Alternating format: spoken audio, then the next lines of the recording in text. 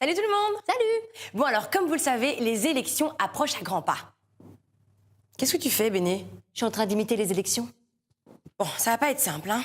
Alors, comme vous le savez, les femmes sont présentes... Dans les magazines. Oui, dans les magazines, mais aussi... Dans les cuisines. Non, les femmes sont présentes sur les listes électorales. Où sont les femmes? C'est marrant, sur les listes électorales, il y a toujours le nom d'une femme, puis le nom d'un homme. Mais oui, mais ça, c'est parce que c'est le principe de la tirette. C'est pour mieux fermer les élections. Mais non, au contraire, c'est pour mieux les ouvrir. Je comprends rien. Bon. En 1908, 250 000 femmes manifestent à Londres pour obtenir le droit de vote. Pas contente, pas contente. Non, mais non, elles étaient anglaises, en fait. Pas contente, pas contente. Oh my goodness, est-ce qu'elles ont réussi? Non. Jesus. En 1921, les femmes obtiennent le droit d'exercer les fonctions de bourgmestre, d'échevin et de secrétaire communal. Oh, elles en ont de la chance. Mais... Eh ben voilà, je me disais bien qu'il y avait une couille dans le potage. Ouais, les femmes mariées sont cependant toujours obligées de demander l'accord de leur mari pour exercer cette fonction. Voilà. En 1965, on voit arriver la première femme au gouvernement belge, j'ai nommé Marguerite de Remaker-Legault.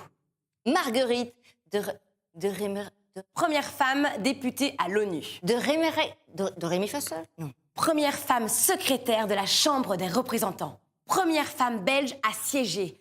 Toute première fois, pour devenir enfin la première femme ministre en Belgique en 1965. La guerrière.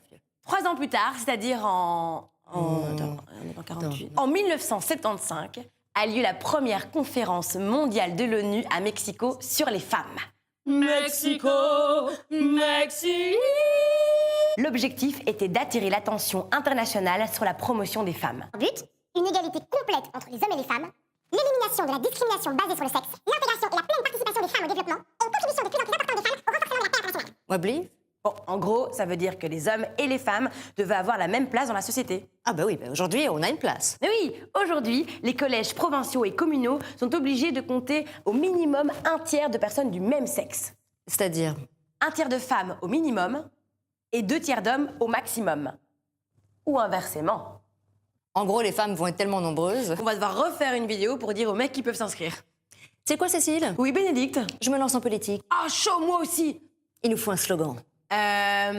Yes, we can! C'est pas déjà pris, ça? Non, je crois pas. Non.